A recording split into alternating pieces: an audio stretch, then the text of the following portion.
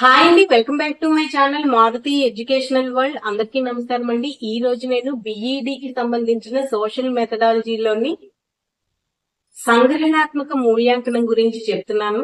సంగ్రహణాత్మక మూల్యాంకనంలోని ముఖ్యమైన అంశాలు ఏంటో ఈ రోజు చెప్తాను. ఇది బిఈడి ఎవరైతే చదువుకుంటున్నారో వాళ్ళకి సోషల్ మెథడాలజీ ఎవరైతే చేస్తున్నారో వాళ్ళకి చాలా ఇంపార్టెంట్ టాపిక్ అన్నమాట.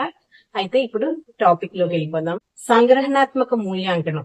అయితే సాంఘిక శాస్త్రంలో ఈ సంగ్రహణాత్మక మూల్యాంకనాన్ని రాత పరీక్షగా నిర్వహించాలి.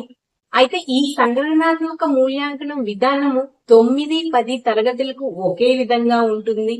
అంటే సాంఘిక శాస్త్రంలో 9-10 విద్యార్థులకు ఒకే విధంగా ఉంటుంది. అయితే 9-10 తరగతులకు సాంఘిక శాస్త్రంలో ఈ సంగ్రహణాత్మక మూల్యాంకన పరీక్షలు 3 సార్లు నిర్వహించాలి.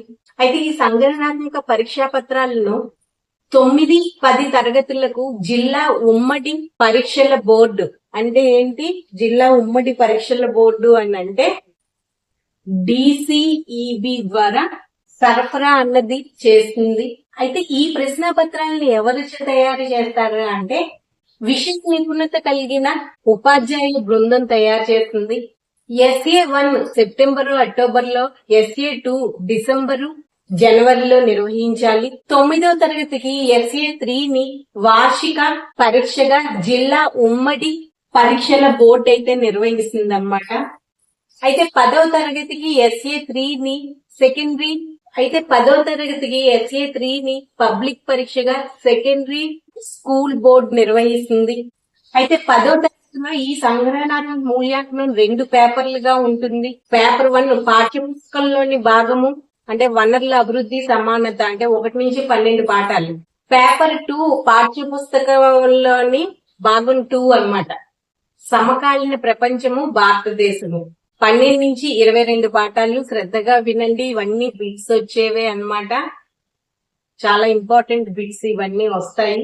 SA సాంఘిక శాస్త్రం పేపర్ 1 40 మార్కులు, పేపర్ 2 40 మార్కులకు ఉంటుంది. నిర్మాణాత్మక మూల్యాంకనం 20 మార్కులకి ఉంటుంది.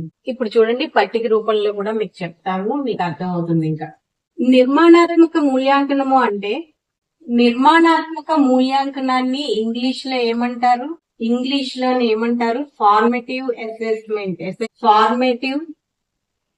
అసెస్మెంట్. ఇప్పుడు చూడండి, ఇది సాంఘిక శాస్త్రము మార్కులు, పబ్లిక్ పరీక్ష మార్కులు, ఫార్మేటివ్ అసెస్మెంట్ FA అంటే ఫార్మేటివ్ అసెస్మెంట్ సగటు. చూడండి, పేపర్ 1 పేపర్ 2. పేపర్ 1 లో 50 మార్కులు ఉంటాయి, పేపర్ 2 లో 50 మార్కులు ఉంటాయి.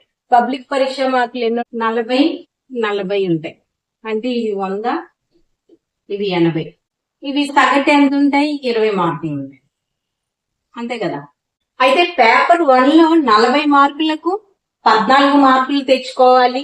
అలాగే పేపర్ 2 లో కూడా 40 మార్కులకి 14 మార్కులు తెచ్చుకోవాలి.